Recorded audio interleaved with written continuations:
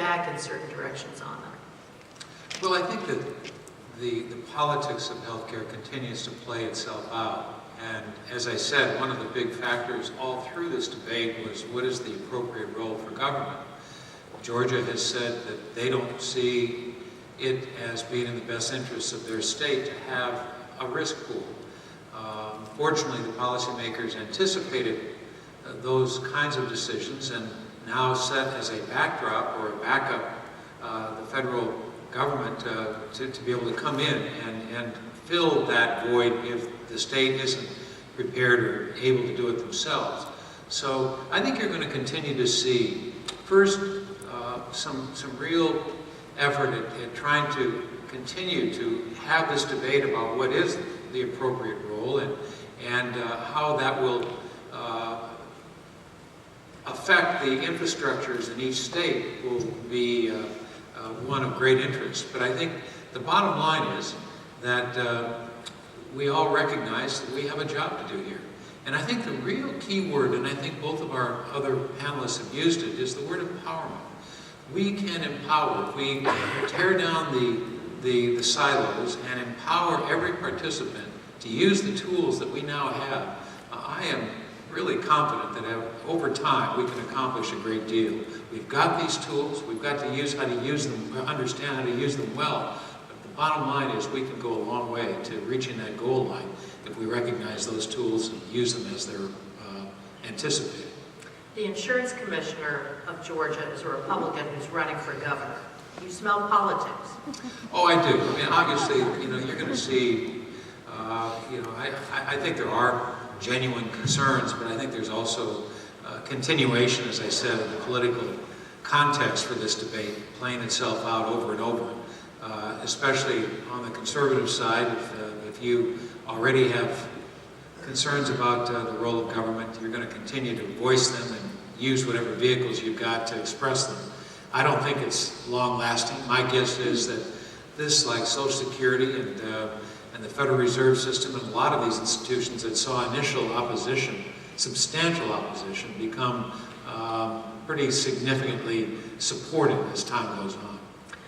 All right, well, Senator Daschle used the word tools that we have in place to empower a lot of things, to empower the ability of payers to help decide what is worth spending money on in healthcare, among other things. And one of the bigger tools, obviously, is the new apparatus that will be set up to do more comparative effectiveness research, or at least to house the decision-making around that research. It's the new Patient Outcomes Research Organization. It's going to be a nonprofit, non-governmental organization empowered to give some resources to the National Institutes of Health, to the Agency for Healthcare Research and Quality, to carry forward on the platform of comparative effectiveness research that was set up in the stimulus legislation last year.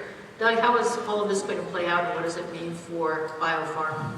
Well, I think certainly ACRO, pharma, bio, a number of patient organizations were very much involved in the construction of this new research institute, which in some ways began, we go back to the question of what's the appropriate role of government, because in some ways the initial proposals for that research institute were very much NIH and government focused.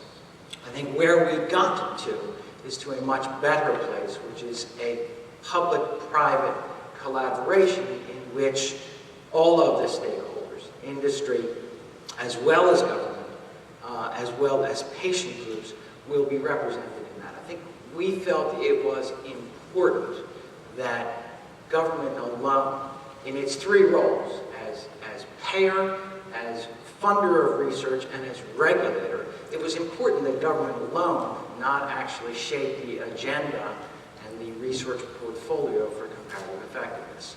So I think we do feel very much pleased by the notion that there is this new third party which represents all of the stakeholders. Now I think the question, of course, becomes the challenge is how do we use our research expertise as well as patient input to drive what that portfolio looks like. And I must say, I think patients will often have very different interests in the kinds of outcomes to be looked at than industry might, and then government certainly as payer might. How so? Well, government will need to, certainly government as payer is going to want to look at the highest cost areas.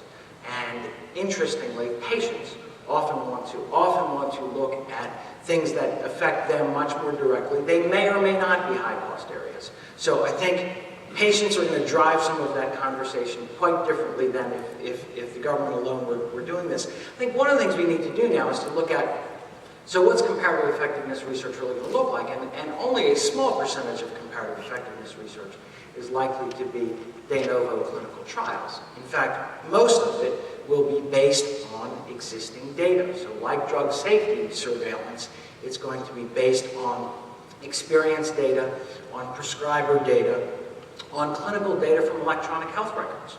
And so the challenge there is how to begin to use all that data, and by the way, to ensure that government, in this case as regulator, does not make more difficult on one hand what it would like to facilitate on the other. So we've got a comparative effectiveness research institute.